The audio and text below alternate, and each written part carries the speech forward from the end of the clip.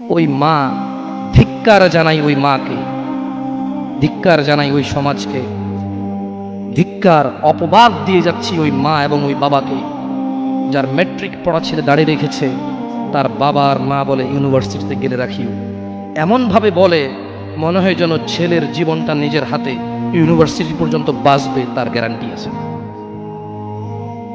আফসোস, ফজরে ছেলে সন্তানকে জাগায় না কেন? 8টা বাজে কোচিং আছে। ধিক্কার ওই মাকে যে ফজরের সময় জাগায় না, কারণ 8টা বাজে ক্লাস আছে। ওই মা তো এটা মেনে নিয়েছে যে তার ছেলে 8টা পর্যন্ত বাঁচবে, এই গ্যারান্টি সে নিয়ে নিয়েছে। কি আমি মিথ্যা কথা বলতেছি? অযৌক্তিক।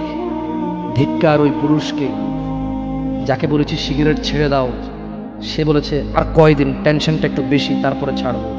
বলেছি মদ ছেড়ে দাও, মদখোর যখন মদ পান করে, ইয়াবাখোর যখন ইয়াবা সেবন করে, তার ঈমান তার সঙ্গে থাকে না, তার ঈমান তার দেহ থেকে বেরিয়ে মাথার উপরে ঘুরতে থাকে, কালো হয়ে থাকে।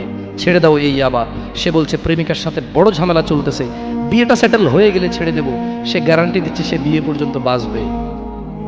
আফসোস ওই যুবক, যে মিথ্যেবাদী যুবক, ওয়াজের মাহফিলে ভীতু হয়ে থাকে, ওয়াজ থেকে বেরিয়ে দাম্ভিকতা দেখায়। এখানে কেউ হাত তুলতে পারলো না যে সে ফজর পর্যন্ত বাঁচবে। প্রত্যেক মানুষ ভালো হয়ে যাবে বলে কালকে থেকে ভালো হবে, গ্যারান্টি দিচ্ছে আজকে বেঁচে থাকবে।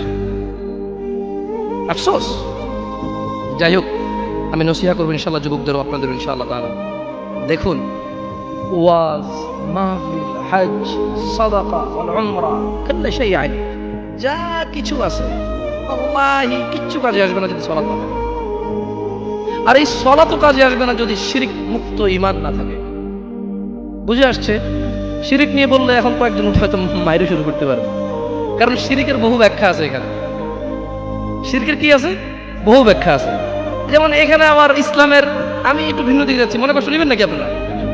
যুবক মানুষ 2-4টা খাইলে ইনশাল্লাহ আশা করি সহ্য করতে পারবো। তবে শোনেন, মাথায় মুথায় মারেন না, পরে মরে গেলে মার্ডার কেসের আসামি হবে। শেখ হাসিনা সরকার যেমনি ঝুলাইতে আছে, এই কদিন খবর দেখছেন কয়টা ঝুলতে আছে?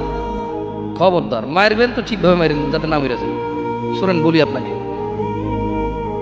আপনি এমন অনেক কাজ করেন, তারপরে যখন আপনাকে বলা হয় যে তুমি এটা কেন করছো, আপনি বলছেন যে এটা রাসূলুল্লাহর শানে, এটা আল্লাহর শানে, এটা মুরব্বির শানে, এটা ধর্মের খাতিরে, এটা দ্বীনের খাতিরে, এটা এটা এটা সমাজের খাতিরে।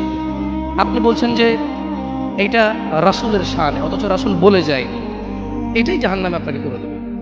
মানে রাসূল কোনো কিছু অপরিপূর্ণ রাখেনি। বুঝতে পারছেন না? পারি না।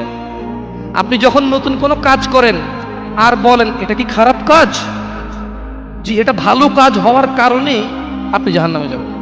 কারণ আপনি কে যে নতুন ভালো আবিষ্কার করলেন? রাসূলে ভালো দিয়ে যায়নি।